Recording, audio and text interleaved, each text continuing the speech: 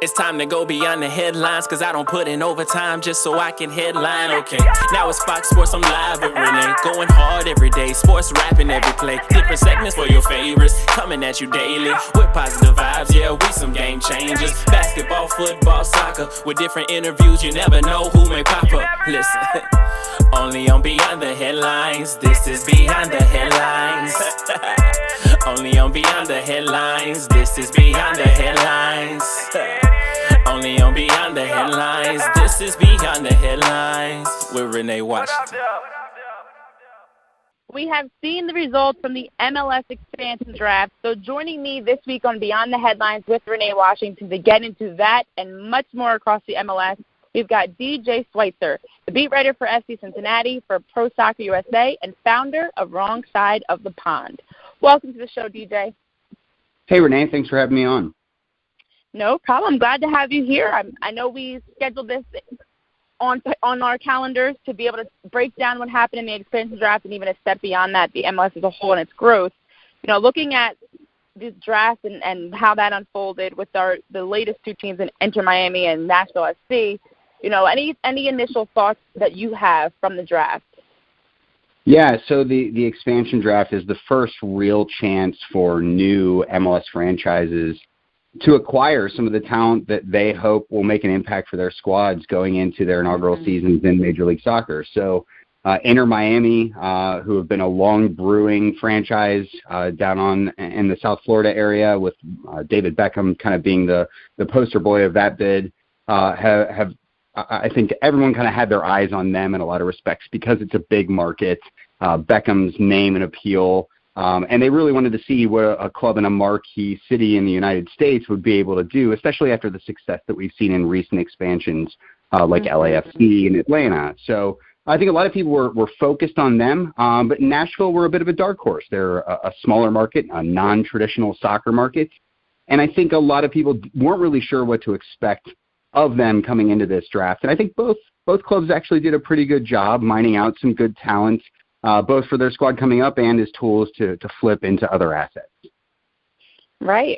Now, with the expansion draft that we see across leagues, as you mentioned, it is a chance for the new franchises and clubs to have a chance to really build the foundation of their program.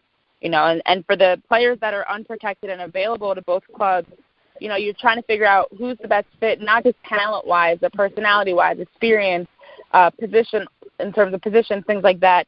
How do you feel, starting with Ben Sweat, who was the number one pick for Inter Miami, you know, how do you feel like these players that were selected, the 5 for each club, really fair in terms of building that foundation of what Nashville is expected to bring to the MLS and as well as Inter Miami? Yeah, it's kind of interesting trying to figure out what the team's overall strategy is when this is a lot of what we've seen out of them so far, and almost exclusively. Both teams have made a couple acquisitions through trades outside of this already, but if we're going to focus on Ben Sweat, he's a player that has Ohio connection, so he's pretty familiar to me in that he's from the Columbus area. He played for the Columbus Crew for a while and has had a pretty good couple of year stint with New York City FC. And he's one of those players that right away stuck out when the non-protected player list came out from Major League Soccer. Every team was allowed to protect 12 players, and anyone left over after that, for the most part, would be available for selection. And Ben Sweat would be a name that immediately stuck out as like, hey, that's a pretty good player that's available for us. So Ben will definitely provide some good experience for Inter Miami and give them a bit of a bedrock in the back end of their team to be able to build forward from. And certainly was a bit of, when you look at their picks further into the draft as well, they look to be picking at experiential level most of the time. Yeah, and that's the thing. I mean, you aren't getting teams' best players with the unprotected players, but you're getting those guys that might be, you know, a starter or first player off the bench, you know, that still plays a pivotal role and can help you with your team. And then as we look at the next step of this, the actual draft, when that happens in January, you know, then it's the question of how do these teams really compare? You know, you're the new team on the block. You have, you know, a whole new fan base, a lot of new, bringing in personalities. You know, talk about David Beckham, bringing in personalities that have been involved with the MLS and are now trying to build up a new club. So there's just a lot of unknowns, and it's a lot of anticipation to watch how it'll unfold. So moving forward, I mean, what do you think in terms of being able to step into the league, compete, be it, a top club, playoff potential for these expansion teams, having seen the players they have brought in between trades and the expansion draft? Well, starting with Nashville, what do you think would be their next steps to really solidify, in terms of positions, in terms of personnel, solidify their roster from what you've seen of the players that are available in the draft? Yeah, so if we're talking about their picks in the expansion draft, they kind of made some similar picks in the way that FC Cincinnati did. They brought in kind of some areas of the field that they hadn't already addressed through some of the trades that they had made so far. And then when you look ahead to the actual super draft itself, which is being scaled back a bit this season for the first time, not being an actual physical event, that's always a bit of an unknown. So that's one of those things that you may unearth a gem that came out of the college game. But oftentimes those guys are more project-type players. So evaluating them based off of the moves they've made so far, both in the expansion draft and in trades, I would say I'm a bit concerned about Nashville. Here in Cincinnati, we went through all this process just last year. Yeah, and yes, we have. And as far as first seasons in Major League Soccer go, Cincinnati hung one of those up that you probably would like to not replicate. And there are moves that Nashville has started to make that maybe have some comparison points to what happened here in Cincinnati. And I think a lot of people have potentially expressed concern. Now, that's not to say that they're doing exactly the same. They did make some interesting moves in the expansion draft itself, one of which impacted Cincinnati. They picked up Brandon Vasquez, a talented young player out of Atlanta United, and promptly traded him to FC Cincinnati. So these players don't always necessarily pan out to be long-term projects for a club when they come in these drafts and these initial trades, and even the super draft with college players. Sometimes they're very quickly flipped into different assets that maybe wouldn't be as clear as just the straightforward selections. Yeah, that's great points. I mean, you really just don't know. And to have, as you mentioned, with what FC Cincinnati went through, when you have a new club and you're trying to bring in all these different pieces, you don't know how they're going to mesh. You don't know how players that are coming in from the college scene are going to step into the MLS and compete. So many question marks, So as we look and moving forward, the MLS is growing. That's one of the beauties, and I think even beyond the picks that are made, the players that are being moved from one team to another between trades and the expansion draft, the beauty of all this is the MLS is growing. We've got 2 teams coming in next year in Inter Miami and Nashville, moving forward in the future with Austin SC, St. Louis, and Sacramento over the next few years. Plus, we've seen changes in the playoffs that we got to see how those unfolded and how they impacted the game. For you personally, the direction that the league is going, do you think these clubs coming in will help propel the MLS and how it's moving to expand, to increase the audience, especially the American audience, to be a better league as a whole? Yeah, and it's a complicated puzzle, MLS, in the world soccer scheme, and how we fit into that equation is very different than the standard models that we've seen everywhere else. The big disadvantage that we have in the U.S. is, frankly, just the amount of time that we've actually been putting serious effort behind professional soccer. And we have this huge gap that we've been trying to make up. And there are a lot of critics of the league that say, hey, we are not one of the top leagues in the world like we wanted to be, and that MLS has proclaimed that's what they're aiming for yet. And they aren't necessarily wrong, but the consciousness level of the general public about Major League Soccer has changed entirely over the last 20 years.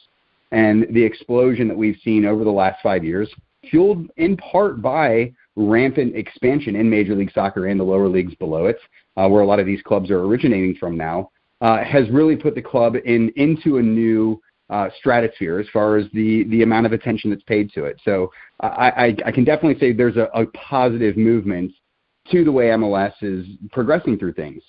The concern that I have overall is that is this only fueled by expansion, right? And is this something that they can carry beyond the buzz that comes from a new franchise setting up in a new town? Here in Cincinnati, the experiment that we've had has been 5 years in the making, and right now that this is an MLS rags to riches story where we had no teams. All of a sudden we have an MLS team after 3 really incredible years in USL.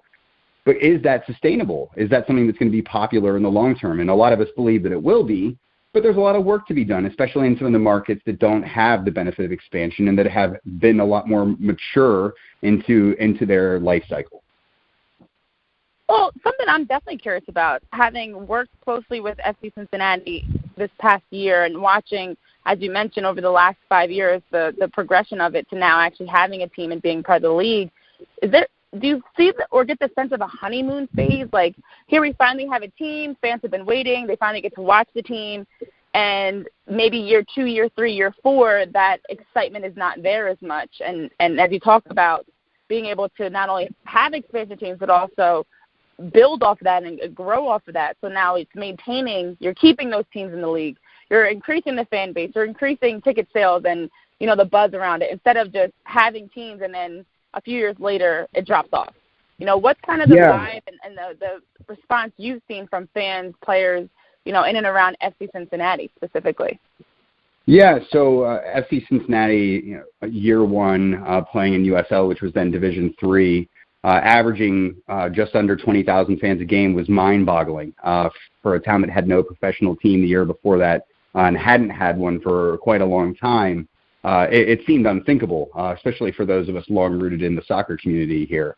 And to see that grow year on year to now where there are over 27,000 fans a game, second in MLS last season, third in MLS only to Seattle and Atlanta. There's a lot of optimism that this is not just a movement that's predicated on newness and the freshness of a city that needs a new team after the dreadful years that we've had to suffer through with the Cincinnati Reds and the Cincinnati Bengals. And what that's turned into is something else for everyone to turn their attention to. Now, FC Cincinnati were very Reds and Bengalish this year. And so this was the first test for this franchise to be able to see if this fan base is on the hype or if it actually has something more to it. There's a lot of positive thinking that it is going to continue on. And while they may not continue to grow any larger, and in fact their new stadium that they're building will be smaller than the capacity they're currently reaching now, I think there's a lot of optimism there. You look at somewhere like Atlanta United, one of the other recent expansion candidates that's literally writing records on the yearly, and that seems to be a runaway freight train now, and in an order that's going to make that club a major player even on the world stage with the amount of money they can spend due to the revenues. LAFC out on the West Coast obviously has made really good marks too. But then you can look to some of the other places like Orlando, which was a really hot market when it came in. They set a few records themselves when playing at the Sun Bowl, and that's tailed off as the team has failed to find success on the pitch. So it's a difficult equation. Everyone's very optimistic in a lot of the markets, and there's a lot of work to be done in a lot of the other markets. You're seeing what's happening with Chicago, moving back downtown to Soldier Field, having to pay millions of dollars to get out of their soccer-specific stadium lease to get themselves into a place where they think they might be more competitive, and then rebranding to go on top of that. It's just there's a lot of calculus that goes into the success of MLS teams. And this is definitely not a league that's only in growth phase. It's still finding its feet as well. Yes, those are really great points. I did actually, side note on Chicago, was following the unfolding of their logo. Interesting. Very interesting. But no, I think you hit on a lot of good points. There's no perfect, sequence for how this shakes out in terms of what makes a club step into the league, be successful, and maintain that and be able to grow from that. And that's kind of like you're just a shot in the dark and hoping that you pick the right market, you have the right players there that'll help bring, and increase fans and engagement and keep people in the area excited about the club, and hope that from there you can also be successful in winning games. All these different pieces that go into it. So, DJ, where can our listeners follow you for more of your soccer coverage? You've got a podcast with the Wrong Side of the Pond. Where can they keep up with all that you're doing? Yeah, absolutely. So you can follow me on Twitter. That's probably the place I'm most active, at Wrong Side of Pond on Twitter. I do have a weekly podcast with my co-host Jeremy Lance called the Wrong Side of the Pond Podcast, easy enough. And we are on all your major outlets, iTunes, Stitcher, Google, all the fun ones out there. So definitely give us a listen. As you mentioned earlier, I'm also the beat writer for Pro Soccer USA, covering FC Cincinnati, so you'll find my works at prosoccerusa.com. and various other places as well. So thanks for the opportunity to come on and chat with you guys today.